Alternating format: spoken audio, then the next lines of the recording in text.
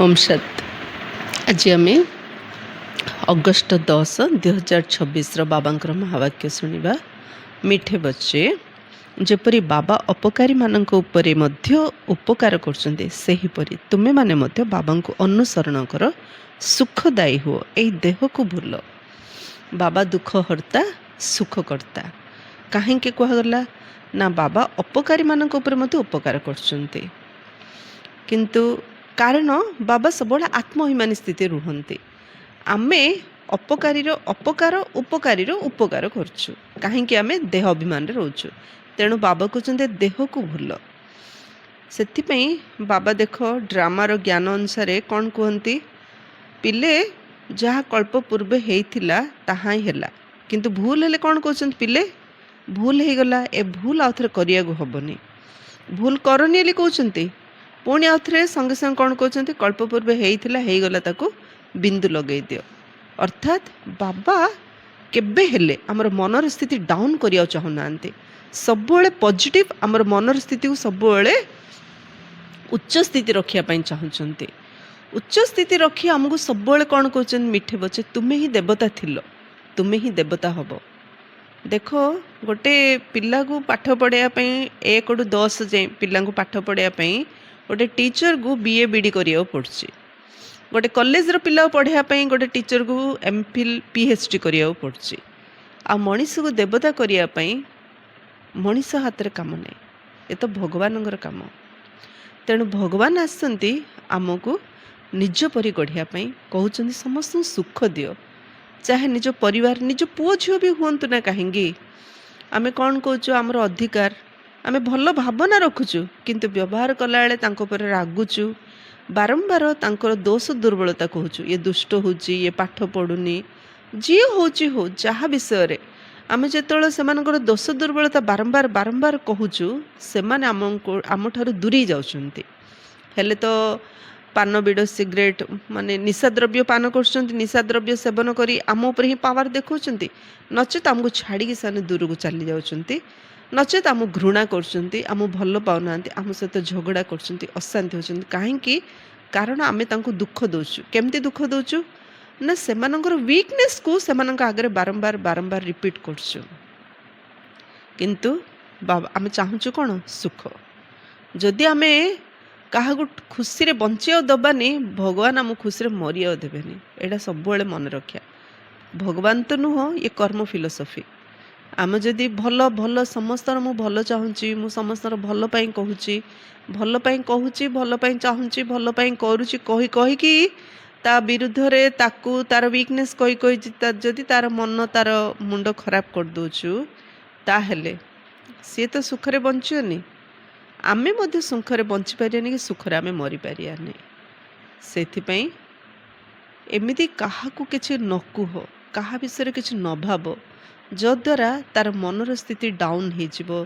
ताकू उदास लगिबो ताकू निराश लगिबो ताकू हताश लगिबो ताकू बेसहारा लगिबो एमिति काहाकू केबे किछि कहिबानी कि का विषय किछि भाबिबानी आमको तो बाबा को अनुसरण करियार अछि बाबा जेमती सुखदायी आमको सेमती सुखदायी हबार अछि बाबा आमको केते सुख दौचंती आम भितरे केते खराब गुण थिले मध्य बाबा आमको मिठे बचे तुम्हें देवता थिलो तुम्हें ही देवता थिलो तुम्हें ही देवता हब आज नथले काली नथले पहर नथले ए वर्ष नथले आर वर्ष तुम्हें ही हब कही कहीकि आम भितर केते कॉन्फिडेंट आत्मविश्वास आनि दौचंती आउ एक कोटि कोटि ब्रह्मा कुमार ब्रह्मा कुमारी हो गले आ प्रतिदिन ज्ञान शुणुंट निश्चित रूपे कलिजुग पर सत्यजुग आसीबो राति पर दिन दिन पर राति जमती चली दुख पर सुख सुख पर दुख भल पर मंद मंद पर भल एमती चली ठीक सेमिति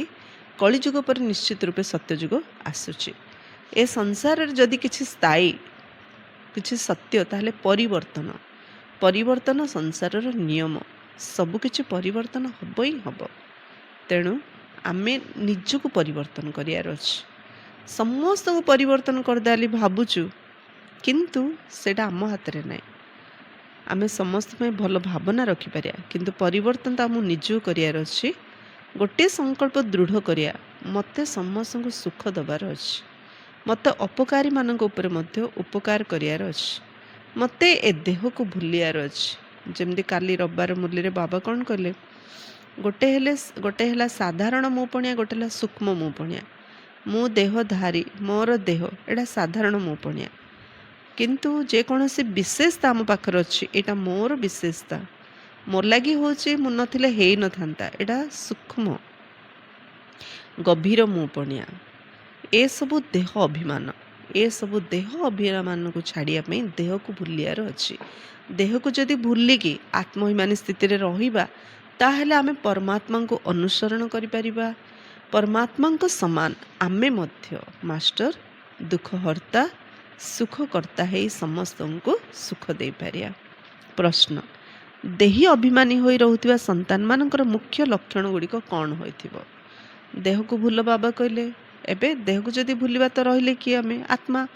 ତ ଆତ୍ମଅଭିମାନୀ ହେବା ଯଦି ତାର ଲକ୍ଷଣ କ'ଣ? ଉତ୍ତର, ସେମାନଙ୍କର ପରସ୍ପର ମଧ୍ୟରେ ବହୁତ ଆତ୍ମିକ ସ୍ନେହ ରହିବ। ଗୋଟେ ହେଲା ମୋହ ଆଉ ଶାରୀରିକ ସହିତ, ଆଉ ଗୋଟେ ହେଲା ସ୍ନେହ, ଆତ୍ମିକ ସ୍ନେହ। ଯେଉଁମାନେ ଆତ୍ମିକ ସ୍ଥିତିରେ ରହିବେ ସେମାନଙ୍କର ପରସ୍ପର ଭିତରେ ଆତ୍ମିକ ସ୍ନେହ ରହିବ।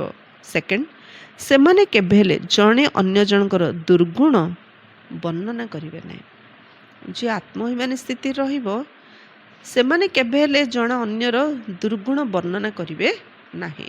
କାରଣ ଏଇଠି କେହି ଜଣେ ହେଲେ ପରଫେକ୍ଟ ନାହାନ୍ତି। ଆମେ ଯାହା ବିଷୟରେ କହୁଛୁ ସିଏ ପରଫେକ୍ଟ ନୁହଁ, କି ଆମେ ଯେଉଁ କହୁଛୁ ଆମେ ମଧ୍ୟ ପରଫେକ୍ଟ ନୁହଁ। ପରଫେକ୍ଟ ତ କେବଳ ଜଣେ ବାବା ହିଁ ଅଟନ୍ତି। କିନ୍ତୁ ଆତ୍ମିକ ଦୃଷ୍ଟିରେ ଯଦି ଦେଖିବା, ଆତ୍ମା ତ ପରଫେକ୍ଟ ଥିଲା ନା। କିନ୍ତୁ ଏବେ 84 ଜନ୍ମ ନେଇକି ସବୁ ଆତ୍ମା ଭିତରେ ରାମି ଆସିଯାଇଛି, କଳା କମିଯାଇଛି, ତଳକୁ ଖସି ଯାଇଛି। ତେଣୁ ଜଣେ ଜଣଙ୍କର ଦୁର୍ଗୁଣ ଦେଖିଲେ ଲାଭ କ'ଣ ମିଳେ? ତେଣୁ ଆତ୍ମଅଭିମାନୀ ଯିଏ ହେବେ, ସେମାନେ କାହାର ଦୁର୍ଗୁଣ ଦେଖିବେ ନାହିଁ କି ବର୍ଣ୍ଣନା କରିବେ ନାହିଁ। ଥାର୍ଡ଼, ସେମାନେ ବହୁତ ସୁଖଦାୟୀ ହେବେ। ଯଦି କାହାର ଦୁର୍ଗୁଣ ଦେଖିବେନି ତ ଗୁଣ ଦେଖିବେ, ଗୁଣ ଦେଖିଲେ ସୁଖ ଦେବେ। ତ ଗୁଣ ଦେଖିଲେ ହିଁ ସୁଖରେ ରହିବା, ସୁଖ ଦେବା। ଫୋର୍ଥ, ସେମାନଙ୍କର ଖୁସି କେବେ ହେଲେ ହଜିବ ନାହିଁ, ସର୍ବଦା ଅପାର ଖୁସିରେ ରହିବେ। ସମସ୍ତଙ୍କର ଗୁଣ ଦେଖି ଗୁଣ ଉଠି ନିଜେ ବହୁତ ଗୁଣବାନ ହେଇଯିବେ। ତେଣୁ ସେମାନେ ସର୍ବଦା ଅପାର ଖୁସିରେ ରହିବେ, କେବେ ହେଲେ ତାଙ୍କର ଖୁସି ହଜିବନି। ଫିଫ୍ଥ, କେବେ ହେଲେ ମତଭେଦରେ ଆସିବେନି, କାରଣ ସେମାନେ ଜାଣିଲେ ନା ଆମେ ସମସ୍ତେ ଆତ୍ମା, ସମସ୍ତଙ୍କ ବିଚାର ଅଲଗା, ସମସ୍ତଙ୍କ ଭାବନା ଅଲଗା, ସମସ୍ତଙ୍କ ସଂକଳ୍ପ ଅଲଗା, ସମସ୍ତଙ୍କ ସଂସ୍କାର ଅଲଗା। ତେଣୁ ଯିଏ ଯେମିତି ତାକୁ ସେମିତି ଗ୍ରହଣ କରିବେ। ଗୋଟେ ହେଲା ଆକ୍ସେପ୍ଟ ଆଉ ଗୋଟେ ହେଲା ଆପ୍ରିସିଏଟ୍। ଯିଏ ଯେମିତି ବାବା ଆମକୁ ଗ୍ରହଣ କଲେ ନା, ଗ୍ରହଣ କରିକି ଆମର ମହିମା କଲେ, ମିଠେ ବଚେ ତୁମେ ହିଁ ଦେବତା ଥିଲ। ତେଣୁ ଆମେ ପ୍ରତିଦିନ ମୁରଲି ଶୁଣୁଛନ୍ତି, ଯୋଗ କରୁଛନ୍ତି, ବାବାର ଶ୍ରୀମତରେ ଚାଲିବା ପାଇଁ ପୁରା ଚେଷ୍ଟା କରୁଛନ୍ତି। ସେମିତି ଅନ୍ୟମାନଙ୍କୁ ମଧ୍ୟ ଆମ ସହିତ ମିଶିକି ଚଲେଇବା ପାଇଁ ହେଲେ ତାଙ୍କ ସହିତ ମତଭେଦରେ ଆସିବାକୁ ହେବନି। ଯିଏ ଯେମିତି ବାବାଙ୍କ ପରି ତାକୁ ସ୍ୱୀକାର କରିବା ଆଉ ତାର ପ୍ରଶଂସା କରିବା, ଆକ୍ସେପ୍ଟ କରିବା ଆଉ ଆପ୍ରିସିଏଟ୍ କରିବା। 6, ଆମେ ଆତ୍ମା ଭାଇ ଅଟୁ, ଏହି ସ୍ମୃତିରେ ଗୁଣଗ୍ରାହୀ ହେବେ। ତାଙ୍କୁ ସମସ୍ତଙ୍କର ଗୁଣ ହିଁ ଦେଖାଯିବ। ସେମାନେ ନିଜେ ଗୁଣବାନ ହୋଇ ଅନ୍ୟମାନଙ୍କୁ ମଧ୍ୟ ଗୁଣବାନ କରିବେ। ସବୁବେଳେ ତାଙ୍କ ମନରେ ରହିବ ଆମେ ସବୁ ଆତ୍ମା ଭାଇ ଏକ ବାବାଙ୍କର ସନ୍ତାନ। ତେଣୁ ସମସ୍ତଙ୍କର ସେମାନେ ଗୁଣ ହିଁ ଦେଖିବେ। ସେମାନେ ନିଜେ ଗୁଣବାନ ହୋଇ ଅନ୍ୟମାନଙ୍କୁ ମଧ୍ୟ ଗୁଣବାନ କରିବେ। 7, ସେମାନଙ୍କର ଏକ ବାବାଙ୍କ ବ୍ୟତୀତ ଅନ୍ୟ କେହି ମନେ ପଡ଼ିବେ ନାହିଁ। ଯେହେତୁ ସମସ୍ତ ଆତ୍ମା ରୂପରେ ଦେଖିଲେ, ସମସ୍ତଙ୍କର ଗୁଣ ଦେଖିଲେ, ସମସ୍ତଙ୍କୁ ସ୍ନେହ କଲେ, ତେଣୁ ସେମାନେ ଏକ ବାବାଙ୍କ ବ୍ୟତୀତ ଅନ୍ୟ କାହାକୁ ମନେ ପକେନି, ତାଙ୍କୁ ଅନ୍ୟ କିଏ ମନେ ପଡ଼ିବେ ହିଁ ନାହିଁ। ତେଣୁ ଥରେ ଜଣେ ମଣିଷ ଭଗବାନଙ୍କୁ କହୁଛି, ପ୍ରଭୁ ଯେ ବହୁତ ତପସ୍ୟା କଲା ପରେ ଭଗବାନ ତାକୁ ସାକ୍ଷାତକାରରେ ଦେଖାଦେଲେ। କହିଲେ କ'ଣ ବର ମାଗିବ ମାଗ। ସିଏ କହିଲେ, ପ୍ରଭୁ ମୋର ଗୋଟିଏ ବର ଦିଅ ଯେ ମୁଁ ସବୁବେଳେ କେମିତି ସୁଖରେ ରହିବି, ମୁଁ ସବୁବେଳେ ଖୁସିରେ ରହିବା ଚାହୁଁଛି, ସବୁବେଳେ ସୁଖରେ ରହିବା ଚାହୁଁଛି, ମୋତେ ଆଉ କିଛି ବରଦାନ ଦରକାର ନାହିଁ। ତ ସିଏ କ'ଣ କହିଲେ, ଭଗବାନ କହିଲେ ଆଚ୍ଛା ଏତିକି ତ, ଆଉ କିଛି ନାହିଁ ତ, ଠିକ୍ ଅଛି। ସିଏ ପରମାତ୍ମା ଭଗବାନ କ'ଣ କଲେ, ଗୋଟେ ନିକିତିରେ 2ଟା ବୁଜୁଳା, ଗୋଟେ କଳା କପଡ଼ା ଗୁଡ଼ା ହେଇଛି ଆଉ ଗୋଟେ ଧଳା କପଡ଼ା, ତାକୁ କାନ୍ଧରେ ରଖିବ। ସାମ୍ନା ପଟେ ଧଳା କପଡ଼ା ଗୁଡ଼ା ହେଇଛି ଗୋଟେ ଜିନିଷ ଅଛି, ପଛପଟେ କଳା କପଡ଼ା ଗୁଡ଼ା ହେଇଛି। ତାକୁ କହିଲେ ତୁମେ ଏତିକି କାମ କରିବ, ସବୁବେଳେ ସାମ୍ନାକୁ ଦେଖିବ, ପଛକୁ କେବେ ହେଲେ ଦେଖିବନି। କିନ୍ତୁ ଯଦି ଏମିତି କରିବ ତାହେଲେ ତୁମେ ସବୁବେଳେ ଖୁସିରେ ସୁଖରେ ରହିବ। କିନ୍ତୁ ସେ କ'ଣ କଲା, ସାମ୍ନା ପଟକୁ ଦେଖିବା ବଦଳରେ ପଛପଟକୁ ଦେଖିବାର ଆରମ୍ଭ କଲା। କହିବାର ଅର୍ଥ, ଯଦି ସବୁବେଳେ ନିଜର ଗୁଣକୁ ଦେଖିବା, ଅନ୍ୟମାନଙ୍କର ମଧ୍ୟ ଗୁଣକୁ ଦେଖିବା, ତାହେଲେ ଆମେ ଖୁସିରେ ରହିପାରିବା। ଯଦି ଆମେ ଅନ୍ୟର ଅବଗୁଣ ଦେଖିବାର ଆରମ୍ଭ କଲେ, ପଛପଟେ କଳା କପଡ଼ା ଦେଖିବା ଅର୍ଥ ଅନ୍ୟର ଅବଗୁଣ ଦେଖିବାର ଯଦି ଆରମ୍ଭ କରିବା, ତାହେଲେ ଆମେ ଜୀବନରେ କେବେ ହେଲେ ଖୁସିରେ ରହିପାରିବା ନାହିଁ। ତେଣୁ ପରମାତ୍ମା ସୁଖର ସାଗର, ଜ୍ଞାନର ସାଗର କାହିଁ କୁହାହେଲା? ସେ କ'ଣ ଜାଣିନାହାନ୍ତି ଆମେ କ'ଣ କରୁଛୁ ସାରା ଦିନ? ସେ ସର୍ବଜ୍ଞ, ସବୁକିଛି ଜାଣୁଛନ୍ତି। ତଥାପି ସେ ସବୁବେଳେ ଆମକୁ ଏନକରେଜ୍ କରୁଛନ୍ତି। ସେଥିପାଇଁ ନା ଆମେ ଯିଏ ଯେମିତି ହେଲେ ମଧ୍ୟ, ଜୋର ଉପରେ ମାନିଲେ ମଧ୍ୟ ଭଗବାନଙ୍କୁ ଆମେ ସମସ୍ତେ ଡାକୁଛୁ। ତ ଆମକୁ ସେମିତି ଭଗବାନଙ୍କ ପରି, ବାବାଙ୍କ ପରି ହେବାର ଅଛି, ସମସ୍ତଙ୍କୁ ସୁଖ ଦେବାର ଅଛି। ତା ପାଇଁ ଆମକୁ ସମସ୍ତଙ୍କର ଗୁଣ ଦେଖିବାର ଅଛି। ତା ପାଇଁ ଆମେ ସମସ୍ତଙ୍କୁ ଆତ୍ମିକ ଦୃଷ୍ଟିରେ ଦେଖିବାର ଅଛି। ସେମାନଙ୍କୁ ବାବା ଛଡ଼ା କେହି ହେଲେ ମନେ ପଡ଼ିବେ ନାହିଁ। ଓମ୍ ଶାନ୍ତି। ତୁମେ ପିଲାମାନେ ସର୍ବୋଚ୍ଚ ଅବିନାଶୀ ପିତାଙ୍କ ସମ୍ମୁଖରେ ବସିଛ। ତୁମେ କେତେ ଭାଗ୍ୟଶାଳୀ ଯେ ତୁମକୁ ଏପରି ପିତା ମିଳିଛନ୍ତି। ତୁମେ ଜ୍ଞାନର ସାଗର ବାବାଙ୍କ ପାଖକୁ ଆସ, ଜ୍ଞାନ ରତ୍ନ ଦ୍ୱାରା ବୁଦ୍ଧି ରୂପୀ ଝୋଲା ଭରିବାକୁ, ରୋଜଗାର କରିବାକୁ। ବାବା ତୁମ ମିଠା ମିଠା ସନ୍ତାନମାନଙ୍କୁ କେତେ ଉଚ୍ଚକୁ ନେଇଯାଉଛନ୍ତି। ବାବା ତ କେବଳ ତୁମ ପିଲାମାନଙ୍କୁ ହିଁ ଦେଖୁଛନ୍ତି। ବାବାଙ୍କୁ ତ କାହାକୁ ମନେ ପକାଇବାକୁ ପଡ଼େ ନାହିଁ। ବ୍ରହ୍ମାଙ୍କ ଆତ୍ମାକୁ ତ ଶିବ ବାବାଙ୍କୁ ମନେ ପକାଇବାକୁ ପଡ଼ିଥାଏ। ବାବା କହୁଛନ୍ତି ଆମେ ଦୁହେଁ ତୁମମାନଙ୍କୁ ହିଁ ଦେଖୁଛୁ। ବ୍ରହ୍ମା ମଧ୍ୟ ଶିବ ବାବାଙ୍କୁ ମନେ ପକାଉଛନ୍ତି। କିନ୍ତୁ ବ୍ରହ୍ମା ବାବା, ଶିବ ବାବା ଦୁଇ ଜଣ ଯାକ ଆମକୁ ହିଁ ଦେଖୁଛନ୍ତି। ବ୍ରହ୍ମା ବାବା କହୁଛନ୍ତି ମୁଁ ସାକ୍ଷୀ ହୋଇ ଦେଖିବାର ନାହିଁ, କିନ୍ତୁ ମୁଁ ମଧ୍ୟ ଶିବ ବାବାଙ୍କ ସହିତ ରହି ସେହିପରି ପିଲାମାନଙ୍କୁ ଦେଖିଥାଏ। ବାବାଙ୍କ ସାଥିରେ ତ ରହିଛ ନା, ତାଙ୍କର ସନ୍ତାନ, ତେଣୁ ମୁଁ ମଧ୍ୟ ତାଙ୍କ ସହିତ ଦେଖୁଛି। ବ୍ରହ୍ମା କହୁଛନ୍ତି ମୁଁ ତାଙ୍କ ସହିତ ରହୁଛି ନା, ମୁଁ ତାଙ୍କର ସନ୍ତାନ, ତେଣୁ ମୁଁ ମଧ୍ୟ ତାଙ୍କ ସହିତ ତୁମ ସମସ୍ତଙ୍କୁ ଦେଖୁଛି। ମୁଁ ବିଶ୍ୱର ମାଲିକ ହୋଇ ଘୁରି ବୁଲୁଛି। ଶିବ ବାବା ଘୁରୁଛନ୍ତି ନା, ତ ଶିବ ବାବା ଯାହାକୁ ବି ସାକ୍ଷାତକାର କରିବାର ଅଛି ବ୍ରହ୍ମାଙ୍କୁ କରେଇ ଦେଉଛନ୍ତି। ବ୍ରହ୍ମାଙ୍କର ସୂକ୍ଷ୍ମ ରୂପ ଧରିକି ଶିବ ବାବା ବୁଲୁଛନ୍ତି। ତେଣୁ ବ୍ରହ୍ମା ବାବା କହୁଛନ୍ତି ମୁଁ ବିଶ୍ୱର ମାଲିକ ହୋଇ ଘୁରି ବୁଲୁଛି, ଯେପରିକି ମୁଁ ହିଁ ଏସବୁ କରୁଛି। ମୁଁ ଦୃଷ୍ଟି ଦେଉଛି, ଦେହ ସହିତ ସବୁକିଛି ଭୁଲିବାକୁ ହୋଇଥାଏ। ଦେଖନ୍ତୁ, ବ୍ରହ୍ମା ବାବା ଅବ୍ୟକ୍ତ ହେଲେ, ବ୍ରହ୍ମା ବାବା ଫରିସ୍ତା ରୂପର ଅଭ୍ୟାସ କଲେ। ତେଣୁ ବ୍ରହ୍ମା ବାବା ଥିବା ସମୟରେ ହିଁ ଶିବ ବାବା ତାଙ୍କର ସୂକ୍ଷ୍ମ ଶରୀରକୁ, ପ୍ରତ୍ୟେକ ଆତ୍ମାକୁ ସାକ୍ଷାତକାର କରାଉଥିଲେ। ଆଉ ତାଙ୍କର ସୂକ୍ଷ୍ମ ଶରୀରର ଦୃଷ୍ଟି ଆଖି ଦ୍ୱାରା ହିଁ ଅନ୍ୟମାନଙ୍କୁ ଦୃଷ୍ଟି ଦେଉଥିଲେ। ଆମେ ମଧ୍ୟ ଯଦି ଚାହିଁବା ନା, ବାବା ମୋର ଶରୀରକୁ ମଧ୍ୟ ତାଙ୍କ ସେବାରେ ବ୍ୟବହାର କରନ୍ତୁ, ୟୁଜ୍ କରନ୍ତୁ।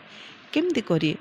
ବାବା ଯେମିତି କହୁଛନ୍ତି ସେମିତି ଗୁଣ ଆମ ଭିତରେ ଧାରଣ କଲେ, ସେମିତି ଆତ୍ମିକ ସ୍ଥିତିରେ ଆମେ ରହିଲେ ନା, ଆମକୁ ମଧ୍ୟ ବାବା ତାଙ୍କ ସେବାରେ ୟୁଜ୍ କରିପାରିବେ। ଦେହ ସହିତ ସବୁକିଛି ଭୁଲିବାକୁ ହୋଇଥାଏ। ବାକି ବାବା ଓ ସନ୍ତାନ ଯେପରି ଏକ ହୋଇଯାଆନ୍ତି। ତେଣୁ ବାବା ବୁଝାଉଛନ୍ତି ମିଠେ ବଚେ ଖୁବ୍ ପୁରୁଷାର୍ଥ କର। ଯେପରି ବାବା ଅପକାରୀମାନଙ୍କ ଉପରେ ଉପକାର କରିଥାନ୍ତି, ସେହିପରି ତୁମେ ମଧ୍ୟ ଫଲ ଫାଦର କର, ସୁଖଦାୟୀ ହୁଅ। ପରସ୍ପର ମଧ୍ୟରେ କେବେ ହେଲେ ଲଢ଼େଇ ଝଗଡ଼ା କର ନାହିଁ। ନିଜକୁ ଆତ୍ମା ଭାବି ଏହି ଦେହକୁ ଭୁଲି ଚାଲ। ପରସ୍ପର ଭିତରେ ଲଢ଼େଇ ଝଗଡ଼ା କଲେ କ'ଣ ମିଳିବ? ବାବା କହୁଛନ୍ତି ପରସ୍ପର ଭିତରେ ଲଢ଼େଇ ଝଗଡ଼ା କରନି, ନିଜକୁ ଆତ୍ମା ଭାବି ଏହି ଦେହକୁ ଭୁଲି ଚାଲ। ଏକମାତ୍ର ବାବାଙ୍କ ବ୍ୟତୀତ ଅନ୍ୟ କେହି ମନେ ନ ପଡ଼ନ୍ତୁ, ଏହା ମଧ୍ୟ ଯେପରି ବଞ୍ଚି ଥାଉ ଥାଉ ମୃତ୍ୟୁର ଅବସ୍ଥା ହେଇଗଲା। ବାବା ଛଡ଼ା କେହି ଯଦି ମନେ ନ ପଡ଼ିଲେ, ତା ଅର୍ଥ ଆମେ ବଞ୍ଚି ଥାଉ ଥାଉ ମରିଗଲେ। ମଲେ କିଏ ଭଗବାନଙ୍କ ପାଖକୁ ଯାଆନ୍ତି, କିନ୍ତୁ ଆମେ ବଞ୍ଚି ଥାଉ ଥାଉ, ଭଗବାନଙ୍କ ଛଡ଼ା ଆମ ବୁଦ୍ଧି ଆଉ କୁଆଡ଼େ ଯାଉନି, ତ ଆମେ ବଞ୍ଚି ଥାଉ ଥାଉ ମରିଗଲେ। ଯେପରି ଏହି ଦୁନିଆରୁ ମରିଗଲ, ଅର୍ଥାତ୍ କୁହାଯାଏ ଆପ ମୁଏ ମରଗଇ ଦୁନିଆ, ଅର୍ଥାତ୍ ତୁମର ମୃତ୍ୟୁ ହେଲେ ତୁମ ପାଇଁ ସାରା ଦୁନିଆ ମରିଗଲା। ତୁମକୁ ଏଠାରେ ବଞ୍ଚି ଥାଉ ଥାଉ ମରିବାର ଅଛି। ଶରୀରର ଅଭିମାନ ଉଡ଼େଇ ଦିଅ, ଏକାନ୍ତରେ ବସି ଅଭ୍ୟାସ କରିଚାଲ। ଏକାନ୍ତରେ ବସି ଅଭ୍ୟାସ କର, ମୁଁ ଦେହ ନୁହଁ, ମୁଁ ଆତ୍ମା।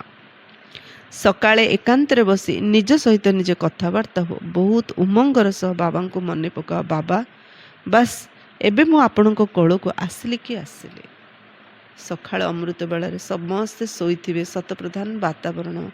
ସେ ସମୟରେ ବାବାଙ୍କ ସହିତ କଥା ହେବା, ନିଜକୁ ଶରୀରରୁ ଡିଟାଚ୍ କରିବା, ବାବାଙ୍କ ସହିତ କଥା ହେବା। ବାବା ବାସ୍ ମୁଁ ଆପଣଙ୍କ କୋଳକୁ ଆସିଲି କି ଆସିଲି ଫିଲ୍ କରିବା, ମୁଁ ବାବାଙ୍କ କୋଳରେ ବସିଛି। ବାସ୍ ଜଣଙ୍କ ୟାଦରେ ଶରୀରର ଅନ୍ତ ହେଇପାରେ। ବାବାଙ୍କ କୋଳରେ ବସି ବସି ଆମେ ଶରୀରକୁ ମଧ୍ୟ ଛାଡ଼ିକି ସବୁଦିନ ପାଇଁ ବାବାଙ୍କ କୋଳରେ ବସିକି ହିଁ ରହିଯିବା। ଏହାକୁ କୁହାଯାଏ ଏକାନ୍ତ। ବାବାଙ୍କୁ ସ୍ମରଣ କରି କରି ଏହି ଶରୀର ରୂପୀ ଚମଡ଼ା ଚାଲିଯିବ। ଶରୀର ଗୋଟେ ଚମଡ଼ା ନା, ତେଣୁ ବାବାଙ୍କୁ ୟାଦ କରି କରି ଏ ଶରୀର ରୂପୀ ଚମଡ଼ା ଛାଡ଼ିକି ଆମେ ଆତ୍ମା ଚାଲିଯିବା। ତୁମେ ଜାଣିଛ ଏଇ ପୁରୁଣା ଦୁନିଆ, ପୁରୁଣା ଶରୀର ସମାପ୍ତ ହୋଇଯିବାର ଅଛି। ବାକି ପୁରୁଷାର୍ଥ ପାଇଁ ସଙ୍ଗମର କିଛି ସମୟ ରହିଛି, ଅଳ୍ପ କିଛି ସମୟ ରହିଛି ପୁରୁଷାର୍ଥ କରିବା ପାଇଁ। ବାକି ପୁରୁଣା ଶରୀର, ପୁରୁଣା ଯୁଗ କିଛି ରହିବନି। ପିଲାମାନେ ପଚାରୁଛନ୍ତି, ବାବା ଏ ପାଠପଢ଼ା ଆଉ କେତେ ପର୍ଯ୍ୟନ୍ତ ଚାଲିବ? ବାବା କହୁଛନ୍ତି, ଯେ ପର୍ଯ୍ୟନ୍ତ ଦୈବୀ ରାଜଧାନୀ ସ୍ଥାପନ ନ ହୋଇଛି ସେ ପର୍ଯ୍ୟନ୍ତ ଶୁଣାଇ ଚାଲିବି। ତାପରେ ତୁମେମାନେ ନୂଆ ଦୁନିଆକୁ ଟ୍ରାନ୍ସଫର୍ ହୋଇଯିବ। ଏହା ପୁରୁଣା ଶରୀର, କିଛି ନା କିଛି କର୍ମଭୋଗ ଚାଲିଥିବ। ଏଥିରେ ବାବାଙ୍କ ଠାରୁ ସହଯୋଗର ଆଶା ରଖନି। ଦେବାଲିଆ ହୋଇଗଲ, ରୋଗ ହେଲା, ବାବା କହିବେ ଏହା ତୁମର ହିସାବ କିତାବ। ହଁ, ଯୋଗ ଦ୍ୱାରା ତୁମର ଆୟୁ ବଢ଼ିବ। ନିଜେ ପରିଶ୍ରମ କର, କୃପା ମାଗନି। ପରିଶ୍ରମ କରିବାକୁ ପଡ଼ିବ, ପାଠ ପଢ଼ା ନା, ନିଜର କର୍ମର ହିସାବ କିତାବ ଚୁକ୍ତ କରିବାକୁ ପଡ଼ିବ ଯୋଗ ବଳ ଦ୍ୱାରା। ବାବାଙ୍କୁ କୃପା ଆଶୀର୍ବାଦ କରଲି ମାଗନି। ପାଠ ପଢ଼ିବନି, ଶ୍ରୀମତରେ ଚାଲିବନି, ଯୋଗ କରିବନି, ସେବା କରିବନି, ଖାଲି ଭକ୍ତ ପରି ଭଗବାନଙ୍କୁ କୃପା କର, ଆଶୀର୍ବାଦ କର ମାଗିବ, ତାହେଲେ ବାବା କରିବେନି। କାହିଁକି? ଆମକୁ ବାବା ଯୋଗ୍ୟ କରିବା ପାଇଁ ଆସନ ନା, ସତ୍ୟଯୁଗ ରାଜତ୍ୱ ପାଇଁ। ତ ଆମେ ନିଜ କର୍ମେନ୍ଦ୍ରିୟ ଉପରେ ବିଜୟ ପ୍ରାପ୍ତ କଲେ ତ ଆମେ ସତ୍ୟଯୁଗର ରାଜତ୍ୱର ଅଧିକାରୀ ହେଇପାରିବା। ତ କର୍ମ ଭୋଗ ଦ୍ୱାରା ଆମେ କର୍ମ ଇନ୍ଦ୍ରିୟ ଉପରେ, ମନ ଉପରେ ବିଜୟ ପ୍ରାପ୍ତି କରିଥାଉ। ତେଣୁ ଦେଖ, ଜାନକୀ ଦାଦି କେତେ ସାରା ବିଶ୍ୱରେ କେତେ ସେଣ୍ଟର ଖୋଲିଛନ୍ତି, କେତେ ସେବା କରୁଛନ୍ତି। ତଥାପି ତାଙ୍କ ଦେହ ଯେତେବେଳେ ଅସୁସ୍ଥ ହେଲା, ଦେହ ବହୁତ ସିରିୟସ୍ ହେଲା, ତାଙ୍କ ପାଖରେ ଯେ ଭଉଣୀ, ଗୋପୀ ଭଉଣୀ ଦାଦିଙ୍କୁ ପଚାରିଲେ, ଦାଦି ଆପଣ ଏତେ କଷ୍ଟ ପାଉଛନ୍ତି, ଆଉ ବାବା କ'ଣ କରୁଛନ୍ତି, କେଉଁଠି ଅଛନ୍ତି, ଆପଣଙ୍କର କଷ୍ଟ କାହିଁ ଦୂର କରୁନାହାନ୍ତି? ସେତେବେଳେ ଦାଦି କହୁଛନ୍ତି, ବାବା ଟିଚର ହେଇକି ମୋତେ ଦେଖୁଛନ୍ତି ଯେ ମୁଁ ଏ ପରୀକ୍ଷାରେ ପାସ୍ ହେଉଛି ନା ନାହିଁ। ଏ ତ ଜୀବନ ସାରା ଯେଉଁ ପାଠ ପଢ଼େଇଲି ସେ ପାଠ କେତେ ମୁଁ ମନେ ରଖିଛି, ମୁଁ ପାସ୍ ହେଉଛି ନା ନାହିଁ, ବାବା ଏବେ ଟିଚର ହେଇକି ମୋତେ ଦେଖୁଛନ୍ତି। ଦେଖନ୍ତୁ, ଜାନକୀ ଦାଦି ତ୍ୟାଗ ତପସ୍ୟାର ମୂର୍ତ୍ତି ଯଦି ଏମିତି କଷ୍ଟ ଆସିଲେ କହୁଛନ୍ତି, ଆମେ ତାଙ୍କ ତୁଳନାରେ କ'ଣ ସେବା କରୁଛୁ ଯେ ଖାଲି କହିବା, ଖାଲି ମାଗିବା, ବାବା କୃପା କର, ଆଶୀର୍ବାଦ କର, ମୁଁ ଏତେ ସେବା କଲି, ସେତେ ସେବା କଲି। ତାଙ୍କ ତୁଳନାରେ ଆମେ କ'ଣ ବା କରିଛନ୍ତି? ତେଣୁ ବାବା କହୁଛନ୍ତି, ପରିଶ୍ରମ କର, ପୁରୁଷାର୍ଥ କର, କୃପା ଆଶୀର୍ବାଦ ମାଗନି। ଯେତେ ବାବାଙ୍କୁ ମନେ ପକାଇବ ସେଥିରେ ହିଁ କଲ୍ୟାଣ ରହିଛି। ଯେତେ କଷ୍ଟ ଆସୁଛି ଆମେ ସେତେ ବାବାଙ୍କୁ ମନେ ପକାଉଛୁ ନା, ଆଉ ଯେତେ ମନେ ପକାଇବା ସେଥିରେ ଆମର କଲ୍ୟାଣ ହିଁ ରହିଛି। ଯେତେ ପର୍ଯ୍ୟନ୍ତ ହେଉଛି ଯୋଗ ବଳ ଦ୍ୱାରା କାମ ହାସଲ କର। ବାସ୍ ଯାହା ବି କଷ୍ଟ ଆସୁଛି ବୁଦ୍ଧି ବାବାଙ୍କ ସହିତ ଯୋଡ଼ି ଦିଅ, ତାହେଲେ ସବୁ ସମସ୍ୟାରୁ ଆମେ ମୁକ୍ତି ପାଇପାରିବା। ଭକ୍ତି ମାର୍ଗରେ ଗାଇଥାନ୍ତି, ମୋତେ ପଲକରେ ଲୁଚାଇ ଦିଅ, ପ୍ରିୟ ଜିନିଷକୁ ନୟନ ପିତୁଳା, ପ୍ରାଣ ପ୍ରିୟ କହିଥାନ୍ତି। ଏହି ବାବା ତ ବହୁତ ପ୍ରିୟ ଅଟନ୍ତି, ପରନ୍ତୁ ଗୁପ୍ତ। ବାବା ବହୁତ ପ୍ରିୟ ଅଟନ୍ତି କିନ୍ତୁ ଗୁପ୍ତ ଅଟନ୍ତି। ତାଙ୍କ ପାଇଁ ଏତେ ସ୍ନେହ ରହିବା ଦରକାର ଯାହାକି ନ କହିବା ଭଲ। ଏତିକି ସ୍ନେହ ଅଛି ଆମର ବାବାଙ୍କ ସହିତ, ଯେମିତି ନିଜ ପିଲାଙ୍କ ସହିତ କେତେ ସ୍ନେହ, ନିଜ ସ୍ୱାମୀ କୁଆଡ଼େ ଯାଇଥିବେ ଯଦି ବାହାରୁ, କେତେ ସ୍ନେହ, ସେ କଥା ବର୍ଣ୍ଣନା କରିପାରିନି ମୁଖରେ କାହାକୁ। ସେତିକି ସ୍ନେହ ବାବା ସହିତ ଅଛି। ପିଲାମାନଙ୍କୁ ବାବା ତ ନିଜ ପଲକରେ ଲୁଚାଇ ରଖିଥାନ୍ତି। ପଲକ ଏହି ଆଖିର କଥା ନୁହେଁ, ଏହା ବୁଦ୍ଧିର କଥା। ମୋଷ୍ଟ ବିଲଭ୍ଡ ଅର୍ଥାତ୍ ଅତି ପ୍ରିୟ ନିରାକାର ବାବା ଆମକୁ ପଢ଼ାଉଛନ୍ତି। ସେ ଜ୍ଞାନର ସାଗର, ସୁଖର ସାଗର, ସ୍ନେହର ସାଗର ଅଟନ୍ତି। ଏପରି ଅତି ପ୍ରିୟର ପିତାଙ୍କ ସହିତ କେତେ ସ୍ନେହ ରହିବା ଦରକାର। ପିଲାମାନଙ୍କର କେତେ ନିଷ୍କାମ ସେବା କରୁଛନ୍ତି। ତୁମ ପିଲାମାନଙ୍କୁ ହୀରା ତୁଲ୍ୟ କରୁଛନ୍ତି। ବାବା ଆମର ନିଷ୍କାମ ସେବା କରୁଛନ୍ତି, ଆମ ଜୀବନକୁ ହୀରା ତୁଲ୍ୟ କରୁଛନ୍ତି। କେତେ ମିଠା ବାବା ଅଟନ୍ତି। ଦୁନିଆରେ କିଏ କାହାକୁ ସାହାଯ୍ୟ କଲେ କିଛିଟା ସାହାଯ୍ୟ କରିଦେବେ, ତା ଜୀବନକୁ ହୀରା ପରି କରିଦେବେନି, ଆହୁରି ତା ବଦଳରେ କିଛି ଇଚ୍ଛା ରଖିଦେବେ ମାନ ସମ୍ମାନର ପ୍ରାପ୍ତିର। କିନ୍ତୁ ବାବା ନିଷ୍କାମ ସେବା ଧରି ଆହୁରି କରୁଛନ୍ତି ଏତେ ସେବା ଯେ ଆମକୁ ହୀରା ପରି ଗଢ଼ି ଦେଉଛନ୍ତି। ବାବା କେତେ ମିଠା ଅଟନ୍ତି, କେତେ ନିରହଙ୍କାରୀ ହୋଇ ତୁମମାନଙ୍କର ସେବା କରୁଛନ୍ତି। ତେଣୁ ତୁମମାନଙ୍କୁ ମଧ୍ୟ ସେତିକି ସ୍ନେହର ସହିତ ସେବା କରିବା ଦରକାର। ସେବା ତ କରୁଛୁ, କିନ୍ତୁ ସ୍ନେହର ସହିତ ନିରହଙ୍କାରୀ କରିବାର ଅଛି। ଶ୍ରୀମତରେ ଚାଲିବା ଅଛି। ନିଜର ମତ ଚଲାଇଲେ ଭାଗ୍ୟରେ ଗାର ପଡ଼ିଯିବ। ପୁରୁଷାର୍ଥ କରୁଛୁ ବୋଲି ମନ ମତ ଚଲେଇଲେ ହେବନି, ସେବା କରୁଛୁ ବୋଲି ମନ ମତ ଚଲେଇଲେ ହେବନି। ବାବା କହିଲେ ଶ୍ରୀମତରେ ଚାଲିବାକୁ ପଡ଼ିବ। ଯଦି ମନ ମତରେ ଚାଲିବା, ନିଜ ଭାଗ୍ୟରେ ଆମେ ଗାର ପକାଇଦେବା। ତୁମମାନଙ୍କର ପରସ୍ପର ମଧ୍ୟରେ ବହୁତ ବହୁତ ଆତ୍ମିକ ସ୍ନେହ ରହିବା ଉଚିତ, ପରନ୍ତୁ ଦେହ ଅଭିମାନ ଆସିବା କାରଣରୁ ପରସ୍ପର ଭିତରେ ସେଇ ସ୍ନେହ ରହିନଥାଏ। ତେଣୁ ଜଣେ ଅନ୍ୟ ଜଣଙ୍କର ଅବଗୁଣ ବାହାର କରିଥାନ୍ତି। ଅମୁକ ଏପରି, ସେ ଏହା କରୁଛି। ତୁମେ ଯେତେବେଳେ ଦେହୀ ଅଭିମାନୀ ଥିଲ, କାହାର ଅବଗୁଣ ଦେଖୁନଥିଲ। ଦେଖ, ବାବା ଆମକୁ ମଣିଷରୁ ଦେବତା କରିବା ପାଇଁ, କେତେ ଦୈବୀ ଗୁଣ ଭରିବା ପାଇଁ ଆସୁଛନ୍ତି, ପ୍ରତିଦିନ ପାଠ ପଢ଼ାଉଛନ୍ତି। ଆମେ ସେଇ ପୁରୁଣା ସଂସ୍କାର ଛାଡ଼ିଲେନି। ସମସ୍ତଙ୍କର ବସି ଅବଗୁଣ ଦେଖିଲେ ଆଉ ପରସ୍ପର ଭିତରେ ବର୍ଣ୍ଣନା କଲେ। ସେଥିପାଇଁ ବାବା କହୁଛନ୍ତି, ପିଲେ ଦେଖ, ତମେ ଯେତେବେଳେ ଦେହୀ ଅଭିମାନୀ ଥିଲ, ସତ୍ୟ ଯୁଗରେ ଥିଲ, ତ୍ରେତା ଯୁଗରେ ଥିଲ, କେବେ କାହାର ଅବଗୁଣ ଦେଖୁନଥିଲ। ସେଥିପାଇଁ ତ ତାକୁ ବୈକୁଣ୍ଠ ସ୍ୱର୍ଗ ବୋଲି କୁହାଯାଉଛି। ପରସ୍ପର ମଧ୍ୟରେ ବହୁତ ସ୍ନେହ ଥିଲା। ଏବେ ପୁଣି ସେହି ଅବସ୍ଥା ଧାରଣ କରିବାକୁ ହେବ। ମଲେ ଯେ ଦୁନିଆ ବିନାଶ ହେଲେ ଯେ ସତ୍ୟ ଯୁଗ ଆସିବ, ଆମେ ଦେବତା ହେବା ନାହିଁ। ଆମକୁ ଏଇଠି ହିଁ ନିଜ ମନରୁ, ମାନସିକ ସ୍ଥିତିରୁ ଦେବତା ହେବାର ଅଛି। ସମସ୍ତଙ୍କୁ ଗୁଣ ଦାନ କରିବାର ଅଛି, ଗୁଣ ଗ୍ରହଣ କରିବାର ଅଛି। ତୁମେ ପ୍ରଥମେ କେତେ ମିଠା ଥିଲ, ପୁନଃ ଏପରି ମିଠା, ସଦା ସୁଖଦାୟୀ ହୁଅ। ଦେହ ଅଭିମାନରେ ଆସି ଦୁଃଖଦାୟୀ ହୋଇଗଲ, ତେଣୁ ତୁମର ଆତ୍ମିକ ଖୁସି ହଜିଗଲା, ଜୀବନ ମଧ୍ୟ ଛୋଟ ହୋଇଗଲା। ଯେତେବେଳେ ସୁଖୀ ଥିଲେ ଆୟୁଷ ଲମ୍ବା ଥିଲା, ଯେତେବେଳେ ଦୁଃଖୀ ହେଲେ ଜୀବନ ଛୋଟ ହୋଇଗଲା। ରାଗିଲେ, କାନ୍ଦିଲେ, ଅଭିମାନ କଲେ, ଈର୍ଷା କଲେ, ଦ୍ୱେଷ କଲେ, ଚିନ୍ତା କଲେ, ୟାଦ୍ୱାରା କ'ଣ, ଶରୀର ରୂପକ ମେସିନ୍ ଖରାପ ହେଇଯାଉଛି। ଖରାପ ହେଲେ ଜଲ୍ଦି ନଷ୍ଟ ହେଇଯାଉଛି, ଜଲ୍ଦି ମରିଯାଉଛୁ। ଖୁସିରେ ରହିଲେ, ଗୁଣ ଦେଖିଲେ, ସନ୍ତୁଷ୍ଟ ହେଲେ, ପରସ୍ପରକୁ ସ୍ୱୀକାର କଲେ, ୟାଦ୍ୱାରା ଶରୀର ରୂପକ ମେସିନ୍ ବହୁତ ଭଲ ଚାଲୁଛି, ଦେହ ନିରୋଗୀ ରହୁଛି, ଆୟୁଷ ଦୀର୍ଘ ହେଉଛି। ଏବେ ପୁଣି ବାବା ଆସିଛନ୍ତି ତୁମକୁ ସତ ପ୍ରଦାନ କରି ସଦା ସୁଖଦାୟୀ କରିବାକୁ। ତୁମେ ଯେତେ ବାବାଙ୍କୁ ୟାଦ କରି ଚାଲିବ, ସେତେ ଅବଗୁଣ ସମାପ୍ତ ହେଇଯାଏ। ହେଲେ ଯେଉଁ ଅବଗୁଣ ଅଛି, ସମାପ୍ତ କେମିତି ହେବ? ବାବା ତାର ଫର୍ମୁଲା ବତେଇ ଦେଲେ। ଯେତେ ବାବାଙ୍କୁ ୟାଦ କରିବ, ତମର ସେତେ ଅବଗୁଣ ସବୁ ସମାପ୍ତ ହୋଇଯିବ, ମତଭେଦ ଦୂର ହୋଇଯିବ। ଏହା ପକ୍କା ମନେ ରହୁ ଯେ ଆମେ ଆତ୍ମା ଭାଇ ଭାଇ ଅଟୁ। ଆତ୍ମା ଭାଇ ଭାଇକୁ ଦେଖିଲେ ସର୍ବଦା ଗୁଣ ହିଁ ଦେଖାଯିବ। ସମସ୍ତଙ୍କୁ ଗୁଣବାନ କରିବାକୁ ଚେଷ୍ଟା କର। ଅବଗୁଣ ଗୁଡ଼ିକୁ ତ୍ୟାଗ କରି ଗୁଣ ଧାରଣ କର। କେବେ ହେଲେ କାହାର ନିନ୍ଦା କରନି। ଅଣ୍ଡରଲାଇନ୍ କରିବା ଲାଇନ୍ଟା ସବୁବେଳେ। ସମସ୍ତଙ୍କର ଗୁଣ ଦେଖ, ସମସ୍ତଙ୍କୁ ଗୁଣର ଦାନ କର। କେବେ ହେଲେ କାହାର ଅବଗୁଣ ଦେଖନି, କି କେବେ ହେଲେ କାହାର ନିନ୍ଦା କରନି। କାହା କାହା ମଧ୍ୟରେ ଏପରି ଅବଗୁଣ ରହିଥାଏ ଯେ ନିଜେ ବି ବୁଝିପାରନ୍ତି ନାହିଁ। ନିଜକୁ ସେମାନେ ବହୁତ ଭଲ ବୋଲି ଭାବିଥାନ୍ତି, ପରନ୍ତୁ ଅବଗୁଣ ଥିବା କାରଣରୁ କେଉଁଠି ନା କେଉଁଠି ଅଲଟା ବାଣୀ ବାହାରି ଯାଇଥାଏ। ଅଛନ୍ତି ନା କେତେ ଜଣ ନିଜକୁ ବହୁତ ଭଲ ଭାବି ସମସ୍ତଙ୍କର ବସି ନିନ୍ଦା କରୁଥିବେ, କିନ୍ତୁ ସମସ୍ତଙ୍କର ଅବଗୁଣ ଦେଖୁଛନ୍ତି ନା, ନିଜ ଭିତରେ ମଧ୍ୟ ଅବଗୁଣ ଅଛି ନା। ସେଥିପାଇଁ ସେମାନେ ପାଟି ଖୋଲି କାହା ସହ କଥା ହେଲା ବେଳୁ ଓଲଟା କଥା ତାଙ୍କ ପାଟିରୁ ବାହାରୁଛି। ସତପ୍ରଧାନ ଅବସ୍ଥାରେ ଏକଥା ହୁଏନି। ଏଇଟା ତମ ପ୍ରଧାନ ଅବସ୍ଥାର ବଚନ। ଆତ୍ମା ସତପ୍ରଧାନ ଅବସ୍ଥାରେ ରହିଲେ ଏମିତି କଟୁ ବଚନ କାହା ପାଇଁ ମୁଖରୁ ବାହାରିବନି। ନିଜେ ନିଜକୁ ଦେଖ, ଆମେ କେତେ ମିଠା ହେଇଛୁ। କାହାକୁ ଦେଖନି। ବାବା ମୁରଲି ଶୁଣିଲା ବେଳୁ କାହା ବିଷୟରେ ଭାବନି, ଏ ପଏଣ୍ଟଟା ତା ପାଇଁ, ସେ ପଏଣ୍ଟଟା ତା ପାଇଁ। ନିଜେ ଦେଖିବା, ବାବା ଯେମିତି କହୁଛନ୍ତି ମୁଁ ସେମିତି ମିଠା ହେଇଛି, ମୁଁ କେତେ ମିଠା ହେଇଛି।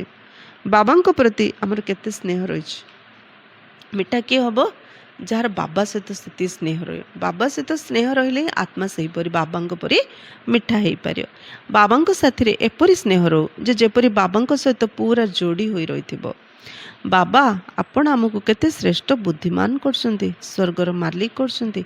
ଏପରି ଅନ୍ତରରେ ବାବାଙ୍କର ମହିମା କରି ଖୁସିରେ ଗଦଗଦ ହେବା ଉଚିତ। ଆତ୍ମିକ ଖୁସିରେ ରହିବା ଉଚିତ। ଗାୟନ ମଧ୍ୟରେ ଅଛି, ଖୁସି ପରି ଖୁରାକ ନାହିଁ। ଆମେ ସବୁବେଳେ ଏଇଟା ଖାଇଲେ ଦେହ ଭଲ ହେବ, ସେଇଟା ଖାଇଲେ ଦେହ ଭଲ ହେବ, ଏମିତି ଏକ୍ସରସାଇଜ କଲେ ଭଲ ହେବ, ସେମିତି ୱାକିଂ କଲେ ଭଲ ହେବ। କିନ୍ତୁ ବାବା କହିଲେ ସବୁଠୁ ବେଷ୍ଟ ଖାଦ୍ୟ ହେଉଛି ଖୁସି। ଖୁସି ପରି ଖାଦ୍ୟ ଦୁନିଆରେ କିଛି ନାହିଁ। ଯେ ବହୁତ ଖୁସିରେ ରହିବ ନା, ସେ ବହୁତ କମ୍ ଖାଇବ। ଆଉ ଯେ ସବୁବେଳେ ଅଶାନ୍ତିରେ ରହିବ ନା, ସେ ବେଶୀ ଖାଇବ, ଅସନ୍ତୁଷ୍ଟ ହେଇକି ରହିବ। ବାବାଙ୍କ ସହିତ ମିଶିବାର ମଧ୍ୟ କେତେ ଖୁସି ରହିବା ଦରକାର। ସଙ୍ଗମରେ ହିଁ ତୁମ ସନ୍ତାନମାନଙ୍କୁ ଏକୋଇଶି ଜନ୍ମ ପାଇଁ ସଦା ଖୁସିରେ ରହିବାର ଭୋଜନ ମିଳିଯାଉଛି, ଯାହାକି କାହାକୁ କୌଣସି କଥାର ଚିନ୍ତା ରହିବ ନାହିଁ। ଏବେ କେତେ ଚିନ୍ତା ରହିଛି, ସେଥିପାଇଁ ତାର ପ୍ରଭାବ ଶରୀର ଉପରେ ମଧ୍ୟ ପଡ଼ିଥାଏ। ଏତେ ରୋଗ, 26,000 ପ୍ରକାର ରୋଗ, କାରଣ ଚିନ୍ତା। ତୁମକୁ କୌଣସି ଆଉ କଥାର ଚିନ୍ତା ନାହିଁ। ଏଇ ଖୁସିର ଭୋଜନ ଜଣେ ଅନ୍ୟ ଜଣଙ୍କୁ ଖାଇବାକୁ ଦିଅ, ନିଜେ ଖୁସିରେ ରୁହ, ଅନ୍ୟକୁ ଖୁସିରେ ବଞ୍ଚିବାକୁ ଦିଅ। ଏଇଟା ହିଁ ପ୍ରକୃତ ଖାଇବା ଆଉ ଖୁଆଇବା। ଜଣେ ଅନ୍ୟ ଜଣଙ୍କର ଏହିପରି ଖୁସିରେ ବହୁତ ସମ୍ମାନ କରିବା ଉଚିତ। ଏପରି ଖାତିରି ମନୁଷ୍ୟର କରିପାରିବେ ନାହିଁ। ତୁମେ ବାବାଙ୍କ ଶ୍ରୀମତରେ ସମ୍ମାନ କରୁଛ, ମଣିଷ ଏମିତି କରିପାରିବେ, କିନ୍ତୁ ଆମେ ଯଦି ବାବାଙ୍କ ଶ୍ରୀମତରେ ଚାଲିବା ତାହେଲେ ଏମିତି ସମସ୍ତଙ୍କର ଆମେ ଖୁସିରେ ସମ୍ମାନ ଦେଇକି ତାଙ୍କର ଖାତିରି କରିପାରିବା। କାହାକୁ ବାବାଙ୍କର ପରିଚୟ ଦେବା, ଏହା ଅତି ଖୁସିବାସୀର କଥା। ଏହା ଜ୍ଞାନ ଓ ଯୋଗର ଉତ୍ତମ ବିଚିତ୍ର ଭୋଜନ ଅଟେ। ଜ୍ଞାନ ଓ ଯୋଗ ହେଉଛି ଉତ୍ତମ ବିଚିତ୍ର ଭୋଜନ। ସେ ଭୋଜନରେ ତ ଚିତ୍ର ଅଛି, କିନ୍ତୁ ଜ୍ଞାନ ଯୋଗର କୌଣସି ଚିତ୍ର ନାହିଁ। ମାତ୍ର ଏ ଭୋଜନ ଖାଇଲେ ଆତ୍ମା ତୃପ୍ତି ହେଇଯାଉଛି, ସନ୍ତୁଷ୍ଟ ହେଉଛି, ଆତ୍ମାର ପେଟ ପୁରି ଯାଉଛି। ବାସ୍ ସେଇ ଦୁଇଟି ଶବ୍ଦ ହିଁ ଭୋଜନ। କ'ଣ? ମନ ମନା ଭବ, ମଧ୍ୟାଜୀ ଭବ। ଏଇ ଔଷଧ ଏକ ରୁହାନୀ ସର୍ଜନଙ୍କ ଦ୍ୱାରା ମିଳୁଛି। ରୁହାନୀ ଡକ୍ଟର ଆସି 2ଟା ମେଡ଼ିସିନ ଦେଲେ। କ'ଣ? ମନମନା ଭବ, ମଧ୍ୟାଜୀ ଭବ। ମନେ ମନେ ବାବାଙ୍କୁ ଧ୍ୟାନ କର। ମଧ୍ୟ ବ୍ରହ୍ମା ବିଷ୍ଣୁ ଶଙ୍କର, ମଝିରେ ବିଷ୍ଣୁ ଅଛନ୍ତି। ମୋତେ ବିଷ୍ଣୁ ପଦକୁ ପ୍ରାପ୍ତ କରିବାର ଅଛି। ବାବାଙ୍କୁ ମନେ ପକେଇଲେ ମୁଁ ସମ୍ପୂର୍ଣ୍ଣ ମାନବ, ସମ୍ପୂର୍ଣ୍ଣ ଦେବତା ହେଇପାରିବି। ଅତି ପ୍ରିୟତମ ପିତାଙ୍କ ଠାରୁ ବିଶ୍ୱର ବାଦଶାହୀ ମିଳୁଛି, ଏହା କ'ଣ କିଛି କମ୍ କଥା? ଏହି 2ଟି ବଚନ ହିଁ ପ୍ରସିଦ୍ଧ ଅଟେ। ଏହି 2ଟି ବଚନରେ ତୁମେ ସଦା ସୁସ୍ଥ, ସର୍ବଦା ଧନବାନ ହେଇଯାଉଛ। 2ଟା ଶବ୍ଦରେ ସଦା ସୁସ୍ଥ, ଶରୀର ନିରୋଗୀ, ସଦା ଧନବାନ। ଶ୍ରୀ ବିଷ୍ଣୁ ଲକ୍ଷ୍ମୀଙ୍କର ପତି। ଧନ ପାଇଁ ଆମେ ଯାହାଙ୍କୁ ଡାକୁଛୁ ତାଙ୍କର ସିଏ ସ୍ୱାମୀ। ତ ସ୍ୱାସ୍ଥ୍ୟବାନ, ସମ୍ପତ୍ତିବାନ ହେଇଯାଉଛୁ। ତେବେ ତୁମମାନଙ୍କୁ ଏକଥା ସ୍ମରଣ କରି କରି ହର୍ଷିତ ହୋଇ ରହିବା ଦରକାର। ଈଶ୍ୱରୀୟ ଛାତ୍ର ଜୀବନ ଅତି ଉତ୍ତମ, ଏହା ବର୍ତ୍ତମାନର ଗାୟନ ଅଟେ। ଯେତେ ହୋଇପାରେ ଜଣେ ଅନ୍ୟ ଜଣଙ୍କୁ ଏ ଆତ୍ମିକ ଔଷଧ ପହଞ୍ଚାଅ। ଜଣେ ଅନ୍ୟ ଜଣଙ୍କର ଉନ୍ନତି କର, ସମୟ ନଷ୍ଟ କରନି। କାହାର ନିନ୍ଦା କରି, କାହାର ଅବଗୁଣ ଦେଖି ସମୟ ନଷ୍ଟ କରନି। ଜଣେ ଜଣଙ୍କୁ ସମ୍ମାନ ଦିଅ, ଜଣେ ଜଣଙ୍କୁ ଖୁସି ଦିଅ, ଜଣେ ଜଣଙ୍କୁ ପ୍ରଶଂସା କର, ଜଣେ ଜଣଙ୍କୁ ଗ୍ରହଣ କର ଯିଏ ଯେମିତି। ଏହାଦ୍ୱାରା କ'ଣ ହେବ? ନିଜର ମଧ୍ୟ ଉନ୍ନତି ହେବ, ଅନ୍ୟର ମଧ୍ୟ ଆମେ ଉନ୍ନତି କରିପାରିବା। ବହୁତ ଧୈର୍ଯ୍ୟ, ଗମ୍ଭୀରତା, ବୁଦ୍ଧିମତାରେ ବାବାଙ୍କୁ ମନେ ପକାଅ। ନିଜର ଜୀବନ ହୀରା ତୁଲ୍ୟ କର। 3ଟି ଗୁଣ ବାବା କ'ଣ କହିଲେ? ଧୈର୍ଯ୍ୟ, ଗମ୍ଭୀରତା ଆଉ ବୁଦ୍ଧିମତାରେ ବାବାଙ୍କୁ ମନେ ପକାଅ। ନିଜର ଜୀବନ ହୀରା ତୁଲ୍ୟ କର। ମିଠେ ବଚେ ବାବାଙ୍କ ଦ୍ୱାରା ମିଳୁଥିବା ଶ୍ରୀମତରେ କିଛି ଗଫଲତ କରନି। ବାବାଙ୍କର ଯାହା ବି ଶ୍ରୀମତ ଶ୍ରେଷ୍ଠ, ଆମକୁ ଶ୍ରେଷ୍ଠ ଉତ୍ତମ କରିବା ପାଇଁ ବାବା ଏତେ ସୁନ୍ଦର ମତ ଦେଉଛନ୍ତି। ତେଣୁ ବାବାଙ୍କ ମତରେ ଚାଲିବାରେ କେବେ ହେଳା କରିବାନି।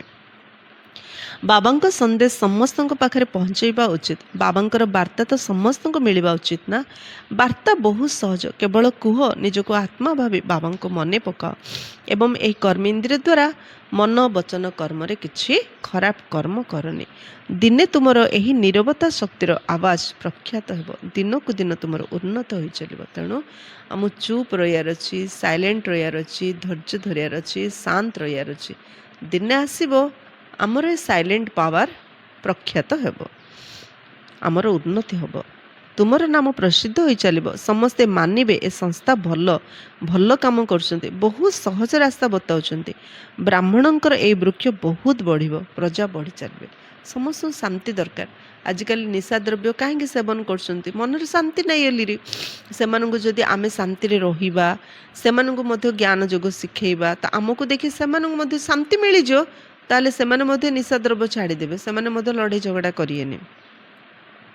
ବ୍ରାହ୍ମଣମାନଙ୍କର ବୃକ୍ଷ ବଢ଼ିବ, ପ୍ରଜା ବଢ଼ିବେ, ସେଣ୍ଟର ମଧ୍ୟ ବହୁତ ବୃଦ୍ଧି ହୋଇଗଲା। ତୁମର ପ୍ରଦର୍ଶନୀ ମଧ୍ୟ ଗାଁ ଗାଁରେ ହେବ। ତୁମ ସନ୍ତାନମାନଙ୍କୁ ବହୁତ ଉଚ୍ଚ ସେବା କରିବାକୁ ହେବ।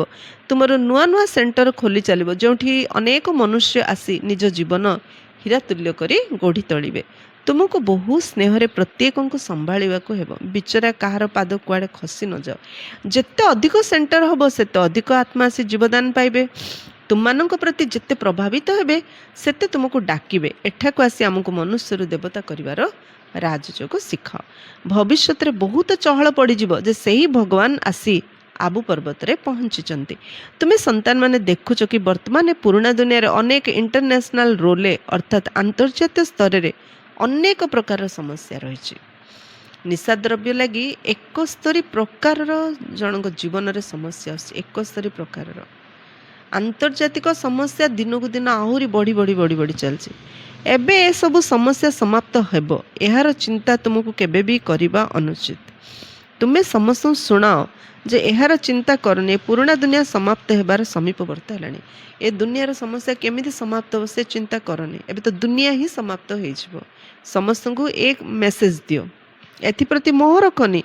जदि मोह थिब शुद्ध हृदय नथिब तेबे अपार खुशी रहिबनी। मोह जदि रखिबा जदि हृदय रे शुद्धता नहीं ताहले आमे केबे खुशी रे रही परिबा नहीं। पिलामानंकु अथः ज्ञान धन संपत्ति मिली चली तेणु अपार खुशी रहिबा दरकार। हृदय जेते शुद्ध हब सेते अन्य मानंकु मध्य शुद्ध करिवो। जोगर स्थिति द्वारा ही हृदय शुद्ध होता है। तुममानंकु जोगी हेबार एवं करिवार शौक रहिबा उचित। मु निजे केमदी जोगी हेबी अन्य मानंकु केमदी जोगी करिवि आम समस्त भितरे ए शौक रहिबा उचित। जदि देहरे मोह अछि देह अभिमान आसुछि तेबे बुझी जाओ आमर अवस्था अपरिपक्व रहिछि। देही अभिमानी संतान माने शुद्ध हीरा हुअन्ति।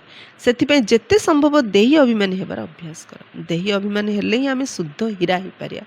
तेणु शुद्ध हीरा हबा पे हमको देही अभिमानी होबार अभ्यास करियार अछि। अच्छा मीठे मीठे सिकिलधे बच्चों प्रति माता पिता बाप दादा का याद प्यार और गुड मॉर्निंग। रूहानी बाप के रूहानी बच्चों को नमस्ते। हम रूहानी बच्चों के रूहानी बाप दादा को याद प्यार गुड मॉर्निंग और नमस्ते नमस्ते नमस्ते। धारणा पे मुख्य सारांश नंबर 1 बाबांक परी निरहंकारी होई बहु स्नेह रे समस्तंकर सेवा करिवार अच्छी। श्री मतरे चलवा दरकार। निज मतरे चली भाग्य रे गार पकाइबा अनुचित। सेकेंड संगम रे बाबांक द्वारा खुशीर जो खोराक मिली से खोराक खाओ एवं अन्य मानंकु खाइबाकु दियो। निजर समय नष्ट करनी। बहुत धैर्य गंभीरता बुद्धिमत्तारे बाबा को याद करी निज जीवन हीरा तुल्य करी गढ़िबा उचित। वरदान आसक्ति को अनासक्ति रे परिवर्तन करुथिबा शक्ति स्वरूप हो। शक्ति स्वरूप हेबा पे आसक्ति को अनासक्ति रे परिवर्तन कर। आमे जेते आसक्ति रखिबा दुर्बल आत्मा बेसी इच्छा रखिबो। शक्तिशाली आत्मा केबे काढो इच्छा रखिबोनी। तेणु शक्ति स्वरूप हो अनासक्त हो। निजर देहरे संबंध रे कौन से पदार्थ जदि केउठी भी आसक्ति रही तेबे माया मध्य आसी परिबो एवं तुमे शक्ति स्वरूप होई परिबो नहीं। कोचन ना जहाँ आसक्ति है वहाँ माया आसक्ति है। जोठी आसक्ति अच्छी से माया आसी परिबो। तेणु शक्ति स्वरूप हो पारियोनी। सेथिपई प्रथमे जदि अनासक्त हब तेबे जाय मायार विघ्न गुडी को सम्मुखीन करि परियो। अनासक्त हेले ही आमे माया को सामना करि परिया। तबे विघ्न आसीबा समय चित्कार करिबा बा विचलित हेबा परिवर्ते जदि शक्ति रूप को धारण करि नेब अर्थात शक्ति स्वरूप स्थिति रे स्थित होई जिवो तबे विघ्न विनाशक होई जिवो। दुर्बल आत्मा विघ्न आसले चित्कार करियो भय करियो। शक्तिशाली आत्मा से केबे भय करियोनी चित्कार करियोनी। शक्ति रूप को धारण करिके निज स्थिति रे स्थित होई जिवो। जे निज स्थिति रे स्थित होई जिवो तबे विघ्न विनाशक होई जिवो। स्लोगान दया निस्वार्थ एवं निर्मोह हेबा उचित। स्वार्थयुक्त नुह। दया रखिबा किंतु दया मध्य निर्मोह होबार अछि निस्वार्थ होबार अछि। दयारे मध्य कौनसी स्वार्थ न रहो। अव्यक्त इशारा अपवित्रतार बीज को मध्य समाप्त करी संपूर्ण स्वच्छ हुआ। मु संगम जोगी ब्राह्मण अटे। ए व्यर्थ संकल्प अपवित्रतार संस्कार शूद्र मानकर संस्कार बा स्वरूप अटे। मु संगम जोगी ब्राह्मण अटे। ए व्यर्थ संकल्प अपवित्रतार संस्कार शूद्र मानकर संस्कार। मु ब्राह्मण ना व्यर्थ संकल्प अपवित्र संस्कार तो शूद्र मानकर ब्राह्मणर नुह ना। एभଳି अनुभव हो जे अपवित्रता एवं विस्मृतिर संस्कार जहाँकि मोर अर्थात ब्राह्मण पणियार संस्कार नुहे। एमती अनुभव अच्छी अपवित्रता एवं विस्मृतिर संस्कार। मो आत्म देवता बोली भूलीगली मो आत्मा बोली भूलीगले मो भीतर अपवित्रता आसूची जहाँकि मोर अर्थात ब्राह्मण पणियार संस्कार नुहे किंतु शूद्र पणियार संस्कार अटे। सेगुड़ी को जदि मोर बोली भावुच तेबे मायार बसीभूत होई दुखी होच। ବ୍ୟର୍ଥ ସଂକଳ୍ପ ଚାଲୁଛି, ଅପବିତ୍ରତାର ମନୋଭାବନା ଆସୁଛି, ଆଉ ଭାବୁଛୁ ମୋର ଏମିତି ମନ, ମୋର ଏମିତି ସଂସ୍କାର, ତା ଅର୍ଥ ଆମେ ମାୟାର ବଶୀଭୂତ ହେଇ ଦୁଃଖୀ ହେଉଛନ୍ତି। ମୁଁ କିଏ? ମୁଁ ଏବେ ବ୍ରାହ୍ମଣ ଆତ୍ମା। ବ୍ରାହ୍ମଣ ଆତ୍ମାର ସଂସ୍କାର ହେଉଛି ଦୈବୀ ସଂସ୍କାର, ଶ୍ରେଷ୍ଠ ସଂକଳ୍ପ।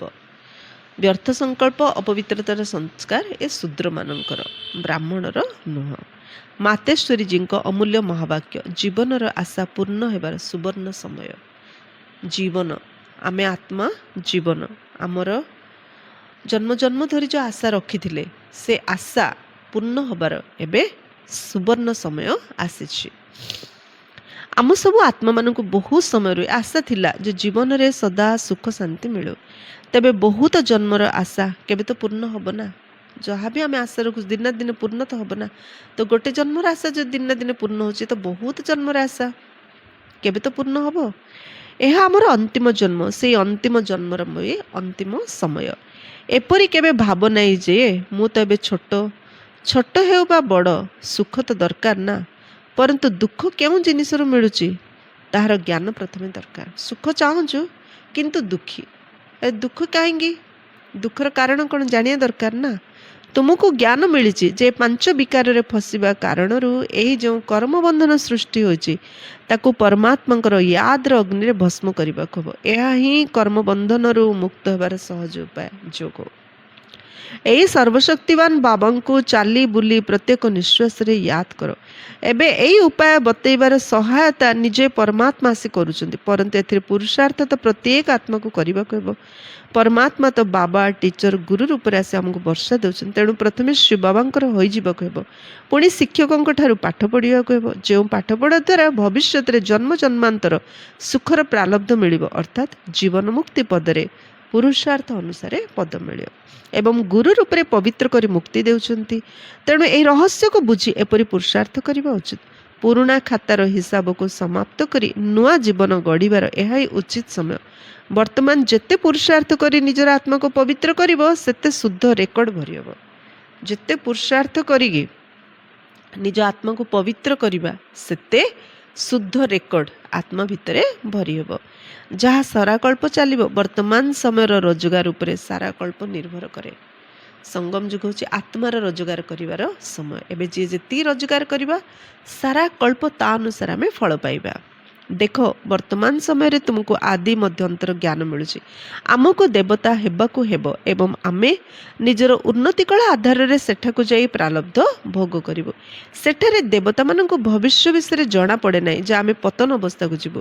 ଯଦି ଏହା ଜଣାଥାନ୍ତା ଯେ ସୁଖ ଭୋଗିବା ପରେ ପୁଣି ତଳ ସ୍ତରକୁ ଖସିବାର ଅଛି, ତେବେ ସେହି ଚିନ୍ତାରେ ସୁଖ ମଧ୍ୟ ଭୋଗ କରିପାରିବେ ନାହିଁ। ତେଣୁ ଈଶ୍ୱରୀୟ ନିୟମ ରଚନା ହୋଇଛି ଯେ ମନୁଷ୍ୟ ସର୍ବଦା ଉତ୍ଥାନ ପାଇଁ ପୁରୁଷାର୍ଥ କରନ୍ତି, ସୁଖ ପାଇଁ ରୋଜଗାର କରନ୍ତି। ଇଏ ହେଉଛି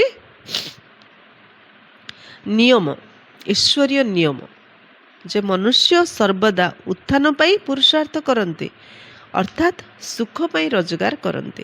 କିନ୍ତୁ ଡ୍ରାମାରେ ଅଧା ସୁଖ ଅଧା ଦୁଃଖର ପାଠ ପୂର୍ବ ନିଶ୍ଚିତ ହୋଇ ରହିଛି, ଯେଉଁ ରହସ୍ୟକୁ ଆମେ ଜାଣିଛୁ। କିନ୍ତୁ ଯେତେବେଳେ ସୁଖର ସମୟ ଆସୁଛି, ସେତେବେଳେ ପୁରୁଷାର୍ଥ କରି ସୁଖ ନେବାକୁ ହେବ। ଏହା ହିଁ ପୁରୁଷାର୍ଥର ବିଶେଷତା। ଏବେ ସୁଖର ସମୟ ଆସିଛି, ତେଣୁ ପୁରୁଷାର୍ଥ କରି ଆମ ସୁଖ ନେବାର ଅଛି। ଇଏ ହେଉଛି ପୁରୁଷାର୍ଥର ବିଶେଷତା। ଆକ୍ଟର ଅର୍ଥାତ୍ ଅଭିନେତାର କାମ ହେଲା ନିଜ ଆକ୍ଟ ଅର୍ଥାତ୍ ଅଭିନୟ କରିବା ସମୟରେ ସମ୍ପୂର୍ଣ୍ଣ ବିଶେଷତାର ସହିତ ପାଠ କରିବା, ଯାହାଦ୍ୱାରା କି ଦର୍ଶକମାନେ ହେୟାର ଅର୍ଥାତ୍ ବାହା ବାହା କରିବେ। ଯେଉଁ ବି ବିଶେଷତା ଅଛି, ଯେତେ ଏଫର୍ଟ ଦେଇପାରିବା ଆମର ରୋଲରେ, ଯଦି ସେତେ ଏଫର୍ଟ ଦେଇଦେବା, ତାହେଲେ ଦର୍ଶକ ବାହା ବାହା କରିବେ। ସେଥିପାଇଁ ହିରୋ ହିରୋଇନର ପାଠ ଦେବତାମାନଙ୍କୁ ମିଳିଛି, ଯାହାର ସ୍ମାରକୀ ଚିତ୍ରର ଗାୟନ ଓ ପୂଜନ କରାଯାଉଛି। ନିର୍ବିକାରୀ ପ୍ରବୃତ୍ତିରେ ରହି କମଳ ପୁଷ୍ପ ସମାନ ଅବସ୍ଥା ତିଆରି କରିବା, ଏହା ହିଁ ଦେବତାମାନଙ୍କର ବିଶେଷତା। ଏହି ବିଶେଷତାକୁ ଭୁଲିବା କାରଣରୁ ହିଁ ଭାରତରେ ଏପରି ଦୁର୍ଦ୍ଦଶା ହୋଇଯାଇଛି। ଏବେ ପୁନଃ ଏହିପରି ଜୀବନ ରଚନା କରୁଥିବା ପରମାତ୍ମା ଆସିଛନ୍ତି। ବର୍ତ୍ତମାନ ତାଙ୍କର ହାତ ଧରିଲେ ଜୀବନ ନୌକା ପାରି ହେବ। କମଳ ପୁଷ୍ପ ତୁଲ୍ୟ ଜୀବନ ଯେତେବେଳେ ଥିଲା, ଆମେ ଭାରତରେ ଦେବତା ଥିଲେ, ଆମ ଭାରତ ସ୍ୱର୍ଗ ଥିଲା, ସମସ୍ତେ ସୁଖୀ ଥିଲେ, ସଂସାର ସୁଖମୟ ଥିଲା। ପୁଣି ଏବେ ବାବା ଆସିଛନ୍ତି, ଆମକୁ ହାତ ଧରିକି ପାର କରୁଛନ୍ତି। ତେଣୁ ଯିଏ ବାବାଙ୍କର ହାତ ଧରିବ, ତାର ଜୀବନ ନୌକା ପାର ହୋଇଯିବ। ଆଚ୍ଛା, ଓମ୍ ଶାନ୍ତି।